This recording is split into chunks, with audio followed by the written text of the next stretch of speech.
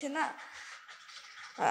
মনে হচ্ছে ঢাকা মেডিকেলের যখন গেটে আসি তখন আর সামনে আগাচ্ছে না আমার যে গাড়িটা, আমাদের বাস, যে বাসে করে আমি যাতায়াত করি প্রতিনিয়ত।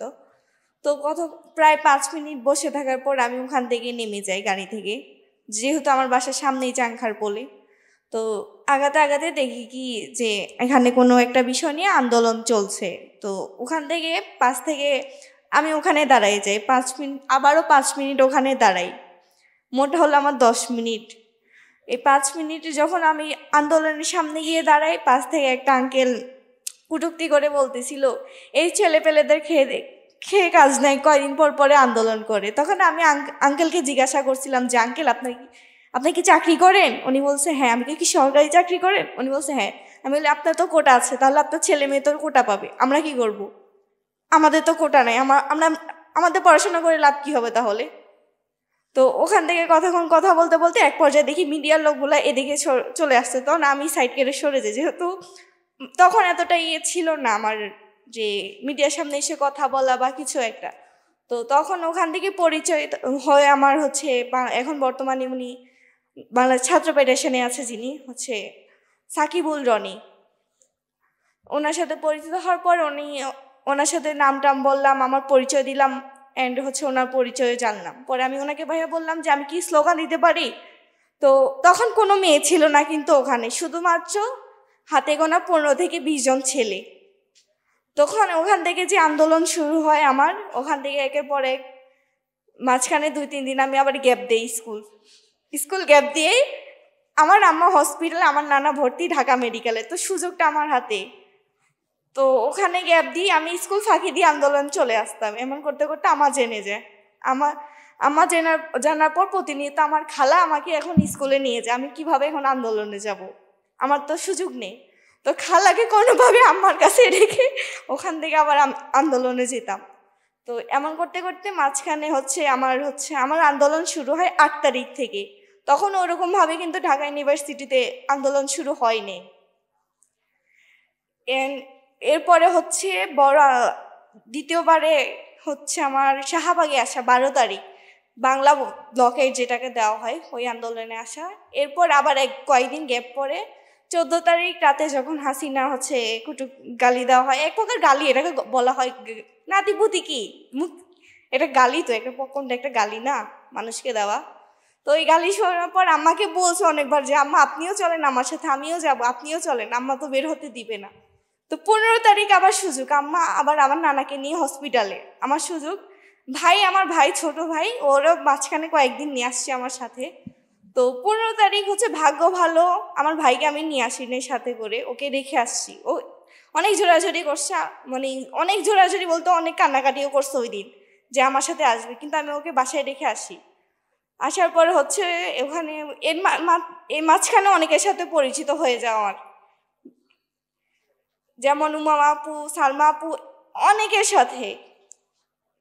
তো এমন করতে করতে এরকম ভাবে আমার সামনের সারিতে চলে আসা। তো সামনে সারিতে আসা এক প্রকার মায়েরও খাই, মায়ের 15 তারিখে মায়ের খাওয়ার পরে অনেকে বলছে যে আমি মারা গেছি। 15 তারিখে একটা ঘটনা বলি। আমাকে যখন মারার পর আমাকে আমার সাথে দেখা হয় সীমা না, হ্যাঁ ওনার নাম সীমা আক্তার, ওনার সাথে দেখা হয়। যখন আমাকে মৎস্য মন্ত্রণালয়ের একটা গাড়িতে করে, প্রাইভেট কারে করে যেন আমাদেরকে নিয়ে যায় মৎস্য মন্ত্রণালয়, কারণ আমাদেরকে মারার পর গাড়িটাকে কয়েকবার গাড়ির উপর হামলা করা হয়। এমন করতে করতে আমরা মৎস্য মন্ত্রণালয়ে নিয়ে যাই, ওখান থেকে আমাদেরকে বারডেন হসপিটালে নিয়ে যায়। বারডেন হসপিটালে নেওয়ার পর যখন আমার এতটাই ইনজুরি, আমার সেন্সলেস, আমার তো কোনো সেন্স নাই, আমি কি বলতেও পারবো না। যখন আমার সেন্স আসে, আমি পানি চেয়েছিলাম, ওনারা আমার পানি নিয়ে এসে পানি ফেরত নিয়ে গেছে, পানি দেয়নি। যে ওরা আন্দোলন করে আসছে, এরা মারামারি করে আসছে, এদেরকে কোনো ট্রিটমেন্টও দেওয়া যাবে না, পানি তো দূরেই থাক। ওখান থেকে আমরা কোনোভাবে বের হই, সীমা আপা যেহেতু উনি সিনিয়র মানুষ, উনি বড়, উনি আমাকে নিয়ে এখান থেকে বের হই, আপনার ইয়েতে যায়,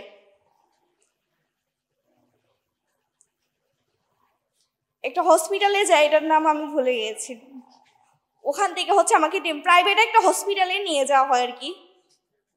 বর্তমানে আমার মনে আসতেছে না, যেটা প্রায় অনেকদিন হয়ে গেছে, এটা নিয়ে আমার কথাও বলা হয় না যেহেতু। তো ওখান থেকে আমি ওখান থেকে ট্রিটমেন্ট নেওয়া হয়। ওখান থেকে আবার ফেডারেশনের লোকজন এসে আমার সাথে দেখাও করে। দেখা করার পর রাত 12টার দিকে যখন আমাকে বাসায় পৌঁছানোর জন্য ওই যে রনি ভাই, আমার আম্মা কিন্তু আমি মার খাওয়ার রাত 9টার পর আমার আম্মা জানতে পারছে যে আমি মার খাইছি। এই মুহূর্তে আমার ফোনও নিয়ে গেছে অন্য জায়গায়, ওরা ফোনও নিয়ে গেছে, মারার পর আমার ফোন নিয়ে গেছে। ফোন পরে মোহাম্মদপুর থেকে আমার উদ্ধার করা হয়। আমার কাছে যে ফোন ছিল আমার আম্মার, তো ওখান থেকে হচ্ছে আমরা যখন গাড়ি নিয়ে আসি কয়েক দফা আমাদেরকে হচ্ছে গাড়িটা আটকানো হয়, চেক করা হয়েছে যে কি ইনজুরি, কিভাবে ইনজুরি হয়েছে, কোথা থেকে আসছি, কি হয়েছে, মানে এক প্রকার যে তদন্ত করা হয় না ওরকম ওই দিন করা হয়েছে। তো কোনো মতে 15 তারিখ বাসায় ঢুকি, ভাইয়াও ইনজুরি আমিও ইনজুরি, তো দুজনের বাসায় চলে যাই। ভাইয়া আমাকে আমার বাসায় দিয়ে যায়। 16 তারিখ ভাইয়া যেটা বললো যে চাংঘার বলে যে মারামারির কথা বললো, ওটা কিন্তু আমার বাসার সামনে হয়, আমার উপরে আক্রমণ করা হয় আবার দ্বিতীয়বার আমার বাসার নিচে। যখন আমি আমার আম্মাকে 16 তারিখ কিন্তু আমি আবার বের হই এই ইনজুরি নিয়ে, আমার পায়ে প্লাস্টার, হাতে প্লাস্টার, এগুলা নিয়ে আমি 16 তারিখ আবার বের হই আমার আম্মাকে, যে আমার আম্মা আমার পিছে পিছে বের হয়ে গেছে ওই দিন আবার। তো যেহেতু আমাকে ওরা চিনে ফেলেছে, ওখান থেকে কোনোভাবে আমাকে পেলে আবার মেরে ফেলবে। এবার তো আগেরবার তো কোনো মতো জানে বেঁচে গেলাম, দ্বিতীয়বার আমাকে আবার মেরেই ফেলবে একবার। পরে আমার বাসার সামনে একটা হসপিটাল আছে, নাম বলতেছি না এই মুহূর্তে। তো ওই আঙ্কেল যিনি হচ্ছে ওনার, হসপিটালের ওনার, উনি আমাকে ওনার হসপিটালে নিয়ে গিয়ে একটা অপারেশন থিয়েটারে নিয়ে আমাকে ওখানে রাখছে। প্রায় 4 ঘন্টা আমি ওখানে কোনো প্রকার কারোর সাথে আমি যোগাযোগ করতে পারিনি। কারেন্ট নাই, কিচ্ছু নাই ওখানে। আমি কারোর সাথে, আমার আম্মাকেও আমার থেকে আলাদা করে দিছে ওখানে, কারোর সাথে আমার যোগাযোগ নাই ওখানে। মানে রাত 9টার পর আমি আমার আম্মার সাথে দেখা করতে পারছি ওই দিন। না, রাত 9টার পর হচ্ছে শহীদুল্লাহ হল থেকে কয়েকজন এসে পরে আমার বাসা আমাকে দিয়ে যায়। এর 3 দিন পর আমার ওই বাসা ছেড়ে দিতে হয়। বাড়িওয়ালা আমাকে মুখে এসে না করে দিছে, তুমি এই বাসায় থাকতে পারবে না, তুমি আন্দোলন করতেছো। আমার ওই বাসা হচ্ছে 4 দিনের মাথা ছেড়ে দেওয়া লাগে আমার বাসা। এর ভিতরে আমার নানা হচ্ছে ওনাকে বাড়িতে পাঠায় দেয়, উনি মোটামুটি একটু সুস্থ। 18 তারিখ রাতে উনি আবার বাড়িতে, আমার বাসা হচ্ছে লক্ষ্মীপুর জেলার রাঙ্গুজ থানা, উনি যখন লক্ষ্মীপুরে অসুস্থ হয়, এখন ওই রাতে আমরা হচ্ছে 18 তারিখ সকালে আমরা হচ্ছে বাড়িতে যাই। ওখানে গিয়ে আমার নানা বাড়িতে আমি 1 ঘন্টা থাকতে পারছি, ওখানে আমাকে টিকতে দেওয়া হয়নি।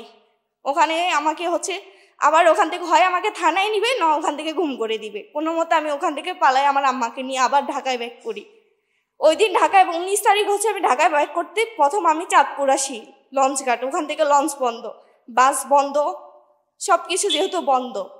এরপর অনেকভাবে অনেক ইয়ে করে করে কখনো আমার মনে আছে ওই দিন জার্নিটা ছিল কখনো রিক্সা করে ঢাকায় ঢুকা, কখনো সিএনজি করে, কখনো অটো করে, আবার কখনো বাসে করে, কখনো আবার প্রাইভেট কার। এমন করতে করতে যখন আমি হচ্ছি যাত্রাবাড়িতে আসি, তখন আমাকে আবার ধরে। যাত্রাবাড়িতে আসার পর আমাকে আবার ধরে, আমার আবার চেক করা হয় যে আমি কিভাবে ইনজুরি হয়েছে, আবার কি। এমন করতে করতে যখন 19 তারিখ আমি ঢাকায় ঢুকি, 20 তারিখ মনে আছে যখন আমি ঢাকা মেডিকেলে যাই, আমার সাথে রনি ভাইও যায়, তখন দেখি আহত যারা ওখানে ট্রিটমেন্টের জন্য যায় বা যারা হচ্ছে গুলিবিদ্ধ হয়েছে তাদেরকে বন্ডে সাইন করানো হতো, বন্ডে সাইন করাতো। বন্ডে সাইন করার এখানে যারা ট্রিটমেন্ট নিবে তারা কিছুই বলতে পারবে না বাহিরে। কিন্তু আমরা দেখেছি কি, যারা ওরা বন্ডেও সাইন করেনি, বলছে মুখের উপর, ওই পরিচালকের মুখের উপর বলছে আমরা এখানে ট্রিটমেন্ট নিব না, মারা যাবো তাও আমরা এখানে বন্ডেও সাইন করব না। এরকমভাবে অনেকে বের হয়ে গেছে, অনেকে কি ট্রিটমেন্ট নেই, বাইরে থেকে নেওয়া হয়েছে। এরকম করতে করতে কয়েকটা দিন যায়। এরকম আমরা হচ্ছে কয়েক দফা যাই গিয়ে গিয়ে দেখতাম ঢাকা মেডিকেলে বা বিভিন্ন পিজি হসপিটালে গিয়ে গিয়ে দেখতাম। এর মাঝখানে আমার একটা সেফটি দরকার ছিল, যে সেফটি বলতে কি, এখন যদি আমাকে পুলিশে ধরে নিয়ে যায় বা ডিবি ধরে নিয়ে যায়, কোনো একটা গোয়েন্দা সংস্থা নিয়ে যায়, আমাকে উদ্ধার করবে কে? আমাকে তো তেমন কেউ চিনে না। তখন আমি 21 তারিখে বাংলাদেশ ছাত্র ফেডারেশনের একটা ফর্ম নিই, ওটা হচ্ছে আমার সেফটির জন্য, যদি আমার কিছু হয়ে যায় তারা আমাকে ছুটাই নিয়ে আসবে। তখন কিন্তু আমার বয়সও না, ওই যে ওদের ফর্মটা নেওয়ার বয়সও হয়নি, কিন্তু আমি আমার সেফটির জন্য ওই ফর্মটা তখন ফিল আপ করি, যে আমার হচ্ছে যদি আমাকে ধরে নিয়ে যায় তারা আমাকে ছুটে নিয়ে আসবে। এই মুহূর্তে আমি কাউকে চিনিও না ওখানকার, যে আমাকে ছুটে নিয়ে আসবে এই মুহূর্তে। এমন করতে করতে যায়, কয়েকদিন যায়, এরকম আমি প্রতিনিয়ত বের হতাম, কখনো বোরখা পরে, কখনো সিভিল ড্রেসে, যেভাবে পারতাম বের হতাম তখন। এমন করতে করতে হচ্ছে 3 তারিখ যখন আমি একদম সামনের সারিতে চলে আসি সমন্বয়কদের মাঝখানে, তখন আমাকে তো সবাই চিনে ফেলে। এই যখন আমি মিডিয়ার সামনে চলে আসি তখন দফায় দফায় আমার বাসা থেকে আমার মাকে বাবাকে ফোন দেওয়া হতো, আমার গ্রামের বাড়ি থেকে আমার আত্মীয় স্বজন সবাই এক প্রকার প্রেশার ক্রিয়েট করতো। যেমন আমার বাড়িতেও হামলা হয়েছে, আমার গ্রামের বাড়িতে আমার কাকা থাকে কাকি থাকে, তাদেরকে পর্যন্ত থানায় নিয়ে কয়েক দফা থানায় নেওয়া হয়। এরকম করতে করতে যে 4 তারিখ আসে, 3 তারিখ যখন আমার এগুলো হয়, এগুলোর পর আমার দ্বিতীয় বাসা ছেড়ে দেওয়া লাগে। 16 তারিখ যে বাসায় ছিলাম ওখানে 4 দিনের মাথায় ছেড়ে দেয়, আবার 4 তারিখে আবার আরেকটা বাসা ছেড়ে দেওয়া লাগে আমার, পরপর 2বার বাসা চেঞ্জ আমার। এমন করতে করতে 4 তারিখ দিনটা আমার অনেক কঠিন ছিল। যেমন 4 তারিখ আমি কাউকে না বলে, আমার ফোন কিচ্ছু নিয়ে নেই, শুধু আমার একটা জামা ছিল, একটা ওড়না ছিল, এগুলো পরে আমি বের হয়েছি। ওই দিন ফোনও নিয়ে বের হয়নি, আমার মেন উদ্দেশ্যই ছিল আমি যে প্রকার হোক আজকে আমি বের হব। ওখান থেকে যখন আমি দুপুর 12টায় আমার বাসা থেকে বের হই, তখন আমি প্রথম আসি শহীদ মিনারে আসার পর আমি দেখলাম যে চকবাজার থেকে একটা গ্রুপ আসছে, যে কোনো একটা সংগঠন, তাদের সাথে আমি মিশে যাওয়ার পর ওখান থেকে আমি শাহবাগ যাই। শাহবাগে কতক্ষণ ছিলাম, ওখান থেকে আবার পিজি হসপিটালে যে ছাত্রলীগে আগুন দেওয়া হয় ওখানেও আটকা পড়েছি। আমি জানি না আমার ভাগ্য আমাকে কোথায় নিয়ে যাচ্ছে। ওই দিন আমি নিজে কিছুও জানতাম না, মানে মাথাও কাজ করতেছিলাম, পরপর এক একটা ধাপ আমার সাথে যাচ্ছে। তো ওখান থেকে বের হই, পিজি হসপিটালে আটকানোর পরে আটকে পড়ছি। পরে এখান থেকে বের হওয়ার পর দেখলাম শাহবাগ থানার সামনে আসলাম। তখন দেখলাম ওদের পুলিশের অনেকগুলা গাড়ি বের করলো, যে কোনো মুহূর্তে এখানে হামলা হতে পারে। তখন আমার সাথে ছিল ফারজানা, সিথি, হাতে গোনা আরো কয়েকজন ছিল। আমরা কয়েকটা মেয়ে মিলে ওদের যে গাড়িগুলো বের করে, তখন ওটা ভিতরে ঢুকানোর পর এরকম ভাবে আমার দিনটা কাটে। 5 তারিখ আর বের হতে দেয় নাই আমার আম্মা, 5 তারিখ আর বের হতেই দেয় না কোনোভাবে, যেহেতু ওই দিন অনেক কিছু করা হয়েছে। তো আমরা যে 71-এর যে স্বাধীনতার কথা বলা হয়, 71-এ আমরা যে স্বাধীনতা বলতে, যেটা আমার জন্মের আগে চলে গিয়েছে, যেটা আমি দেখি নেই, শুনেছি, কিন্তু বর্তমানে আমাদের যে জুলাই আন্দোলনে যে একটা হাসিনা পতনের মাধ্যমে যে এটা আমরা বিজয় অর্জন করেছি, তার মধ্যে আমরা একত্রিত হয়ে যে আমাদের জুলাইয়ের যে চেতনা, সেটাকে ধরে রাখার চেষ্টা করব। এখানেই শেষ করছি।